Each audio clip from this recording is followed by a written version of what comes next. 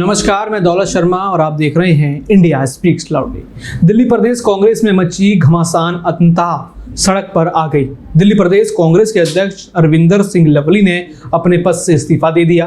Congress party ने जब से उत्तर पश्चिमी दिल्ली से उदित राज और उत्तर पूर्वी दिल्ली से कन्हैया कुमार को अपना उम्मीदवार बनाया था, उसी समय से पार्टी के अंदर घमासान मच गया था।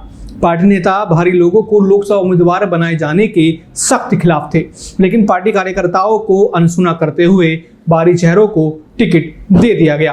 कांग्रेस को यह फैसला भारी पड़ गया और अंततः दिल्ली कांग्रेस अध्यक्ष अरविंदर सिंह लवली ने अपना इस्तीफा देकर अपनी नाराजगी जता दी। दरअसल अरविंदर सिंह लवली खुद भी उत्तर पूर्वी दिल्ली से मनोज तिवारी के सामने लोकसभा चुनाव लड़ना चाहते थे, लेकिन उनकी इच्छाओं को दरकिनार करते हुए पार्टी ने दूसरे चेहरे को लोकसभा चुनाव में उतारने की योजना बनाई। स्वयं जयराम रमेश ने कन्हैया कुमार को उत्तर पूर्वी से टिकट दिलाने के लिए खूंटा गाड़ दिया। इसे देखते हुए लवली ने खुद चुनाव में न उतरने की बात कह दी, लेकिन पार्टी के नेता जानते हैं कि लवली इस फैसले से बिल्कुल भी खुश नहीं थे।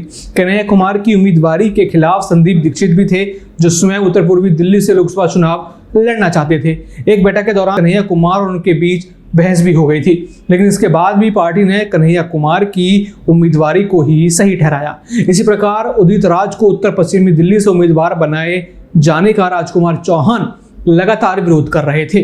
जिस दिन उम्मीदवारों का मीडिया के सामने परिचय सम्मेलन करवाया जा रहा था, उस दिन भी पार्टी के प्रदेश मुख्यालय के सामने कार्यकर्ता लगातार उदित राज और कन्हैया कुमार की उम्मीदवारी का विरोध कर रहे थे।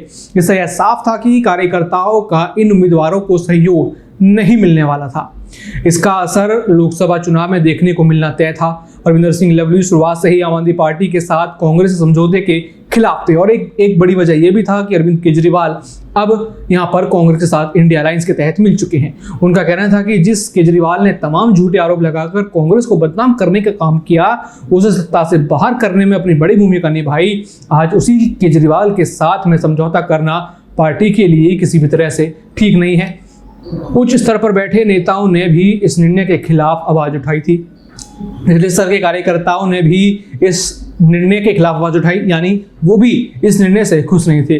दिल्ली कांग्रेस सूत्रों के मुताबिक अरविंदर सिंह लवली ने पार्टी आलाकमान के सामने प्रस्ताव रखा था कि जिस तरह पंजाब में आम आदमी पार्टी और कांग्रेस अलग अलग चुनाव लड़ रही है, उसी तरीके से दिल्ली में भी दोनों पार्टी अलग अलग चुनाव लड़ सकती है या उन्हें लड़ना चाहिए। आम आदमी पार्टी के इंडिया गठबंधन में रहने से उन्हें कोई आपत्ति नहीं थी, लेकिन उनके साथ चुनावी मैदान में जाना उन्हें घाटे का सौदा लग रहा था। उन्होंने कहा था कि यदि केजरीवाल के साथ दिल्ली का चुनाव लड़ा जाएगा तो विधानसभा चुनाव के दौरान कांग्रेस को मजबूत करना ठीक हो जाएगा, क्योंकि पार्टी उस समय केजरीवाल के खिलाफ कोई मजबूत स्टैंड नहीं ले सकेगी।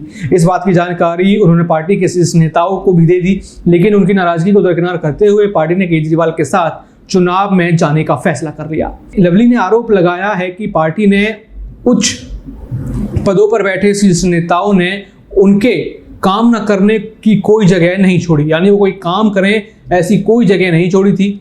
उनके हर फैसले में टांग अड़ाई जा रही थी। यहाँ तक कि लवली अपने चहेते कार्यकर्ता को पार्टी में मीडिया सेल का प्रमुख तक नहीं बना सके थे।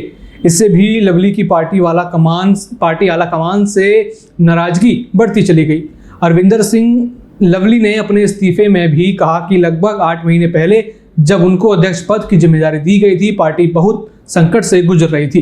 पार्टी का कोई बड़ा कार्यक्रम तक नहीं हो रहा था, कार्यकर्ता बिखरे हुए थे, लेकिन पार्टी की जिम्मेदारी संभालते ही उन्होंने सबको एक साथ जोड़ने की कोशिश की। लेकिन पार्टी के महासचिव और दिल्ली प्रभारी उनके काम में लगातार टांग अड़ाते रहे और अब यहाँ पर देखा जा सकता है कि किस तरीके से जब दिल्ली की ही कांग्रेस की कमान यहाँ पर अध्यक्ष छोड़ गए हैं तो आखिर लोकसभा चुनावों में क्या परफॉर्मेंस जो है होगा, क्योंकि कांग्रेस की छवि अब यहाँ से लगातार गिरना शुरू हो गई है।